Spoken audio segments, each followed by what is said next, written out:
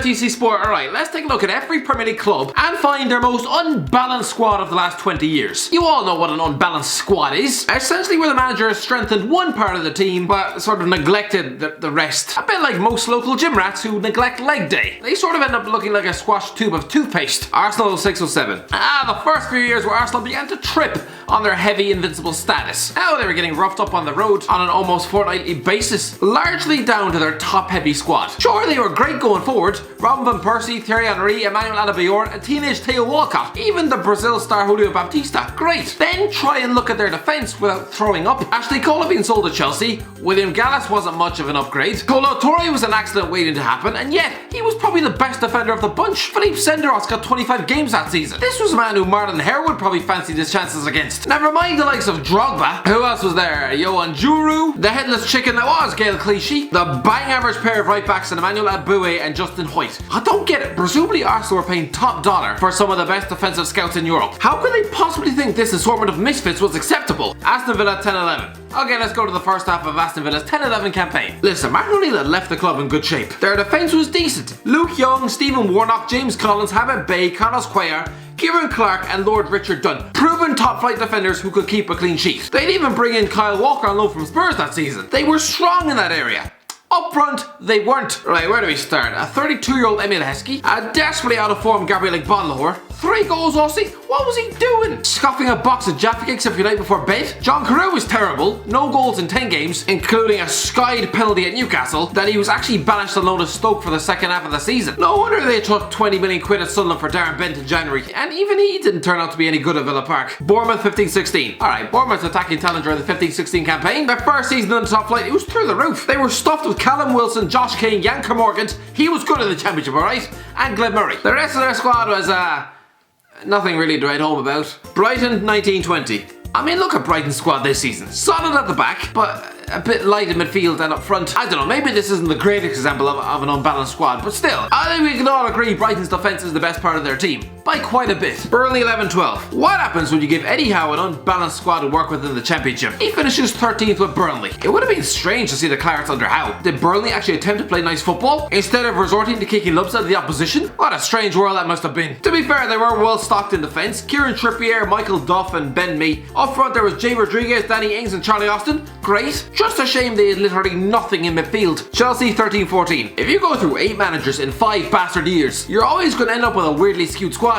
During the 13-14 campaign, Jose Mourinho was returning to a set of players that was the product of 8 different managers' way of thinking. As a result, you got the solid defensive options. Mourinho himself had already worked with Petr Cech, Branislav Ivanovic, Ashley Cole and John Terry. There was also the Champions League winning pair of Gary Cahill and David Luiz, the excellent Cesar Azpilicueta and the promising duo of Thomas Callas and Nathan Ake in reserve. The midfield again was class. Eden Hazard, Willian, Frank Lampard, a prime Nemanja Matic. It was just that their striking options was absolutely terrible. Fernando Torres and Samuel Eto'o, big names, yes. They produced just 14 goals between them. Then Baba was the alternative, and Anfield goal aside, didn't really do much in West London. No wonder Mourinho spent the season writing them off as title contenders, comparing the squad to a little horse that still needs milk before competing. Turns out that bottle of milk came in the form of Diego Costa, someone who could actually remember where the bastard net was. Crystal Palace 14-15. Right, clearly Tony Pulis had left his fingerprints all over this club, with a coherent backline consisting of Premier League proven defenders. Brede Hangeland, Scott Dan, Joel Ward, Damien Delaney, Martin Kelly and Papa Soiree. Right, nothing that's gonna blow you into next week, but still, pretty good options. It was just up front where you'd fear the worst. There you'd find Dwight Gale, Shola Amiobi, Marouane Chamakh, and finally to cap it all off, Yaya Sanogo. It was like a who's who of striking ineptitude. Everton 11-12. Fair play to David Moyes. Back during the 11-12 season, the man dragged Everton to 7th and within inches of an FA Cup final, all the while having to put up with a forward line that would make a nun cry. Listen, the rest of his team, very good, solid players all over the pitch. His striking options though, James McFadden, Victor Anichebe, Apostolos Bellios, I'd rather stick my fridge up front than any one of them. Leicester 12-13. Remember the 12-13 Leicester season, which ended in heartbreak and a dramatic playoff defeat to Watford? Listen, that squad was nothing special, especially in defence. Morgan aside,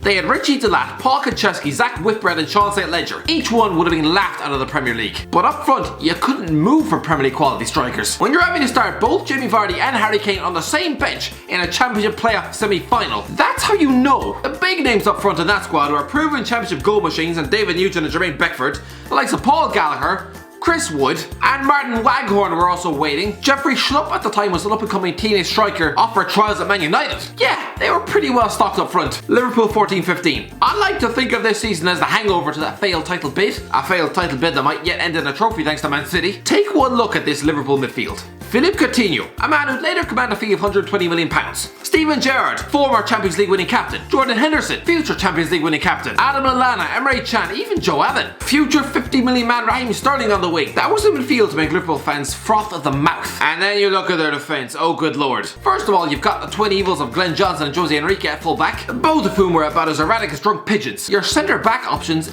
are Kolo Touré, Dejan Lovren, Mamadou Sakho, and a declining Martin Skrtel. Yet find less mistakes than Floyd Mayweather's crossword puzzle. Chuck in Javier Manquillo and John Flanagan. Their striking options, not much better. A permanently injured Daniel Sturridge, a perennially out of form Mario Balotelli, with a fat Ricky Lambert and an atrocious Fabio Borini. The team was about as blunt as a melted candle. Man City 09-10. Here we go. This is what happens when you give someone like Mark Hughes free reign in the transfer market with about £500 million to spend. But there were some mercenaries who did trade in their dignity for a few extra zeros on their bank account, leaving City fans with a laughably top-heavy squad. It's all well and good bringing in Carlos Tevez, Emmanuel Adebayor and Rocky Santa Cruz, adding to a forward line of Robinho, Craig Bellamy and Benjani. Between them, those 6 players had over 180 Premier League goals between them. And then you look at their defence. The fact that Wayne Bastard Bridge was still getting a game. Yeah, both Pablo Zabaleta and Michael Richards were decent, but replacing Richard Dunn with Julian Lescott, still offering Nedum Onuoha a weekly wage, Javier Garrido and Salvino at left back, Kolo Touré making this list for the third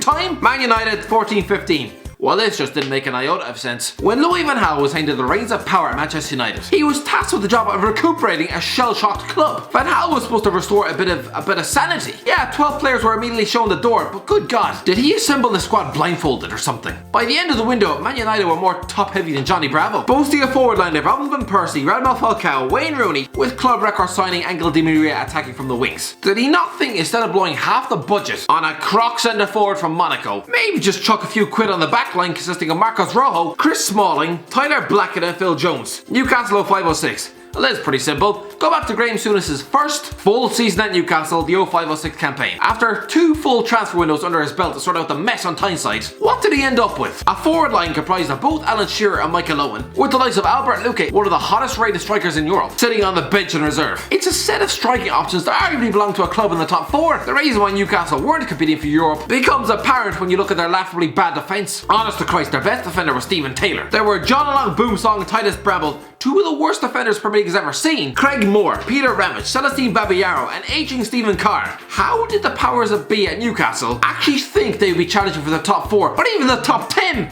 With those in defence, it's absolutely laughable. Norwich 04-5. Alright, back to Norwich City from 04-5 when they went down on the final day of the season. They could score goals and look good going forward. Dean Ashton, Leon McKenzie, Darren Huckerby and David Bentley. Great. Nearly everyone else in that squad, including their defence, was unadulterated muck. Sheffield United 15-16. Imagine you're Sheffield United in League 1 during the 15-16 campaign, and these are the attacking players you've been handed. Che Adams, Josie Baxter, David Brooks, Dominic Calvert-Lewin and Billy Sharp. Put those players in lower league football and they'll rip it up. Southampton 10-11. Well, this is just unbalanced in terms of overall quality. Southampton were battling to get out of League 1 with Nigel Atkins at the helm. On the one hand, you've got players like Morgan Schneidlin, Jose Font, Ricky Lambert, Adam Lallana, Alex Oxlade-Chamberlain and Mikel Antonio ripping it up on a weekly basis. Then you look around the rest of their squad. Lee Bernard played over 24 games up front. He's some bang average journeyman lower league centre forward. Dean Hammond holding down the midfield. David Connolly, Tottenham 08-09. Tottenham of 08-09, when that club demonstrated their ambition at the time by flogging their 2 best strikers within weeks of actually winning a cup. Yeah, they had wonderful players littered in midfield and defence, but look at the state of their attack. Darren Bent, a struggling Roman Pavlyuchenko, and a quite frankly useless Fraser Campbell on loan. Watford 15-16. Okay, back during the 15-16 campaign, both Troy Deeney and Odi Nagalo were banging them in. The rest of that Watford squad was littered with unadulterated garbage. West Ham 02-03. Unbalanced West Ham squad, right, let's go back to 02-03. When they went down despite gaining 42 points. To be fair, that is pretty unlucky. Let's see what Glenn Roeder had to work with. A youthful Glenn Johnson aside, they didn't really have too many defensive options. Thomas Repka, Christian Daly, a decrepit looking Nigel Winterburn, a crap Ian Pearce. Looking at that, you can understand why they went down. A shame considering their attacking options consisted of Joe Cole, Jermaine Defoe, Paolo Di Canio, Frederic Canute and Les Ferdinand. That's a forward line that deserves European football. Wolves 05-06. Alright, back to 05-06 with Wolves. Julian Lescott in defence. Good. Kenny Miller and Jeremy Aliadier up front. Christ above. Alright, that's the end of it, lads. What do you think? Was I fair? Was I not? Let me know in the comment section below. If you enjoyed the video, don't forget to give a like, share, and subscribe. And as always, I'll talk to you in a while.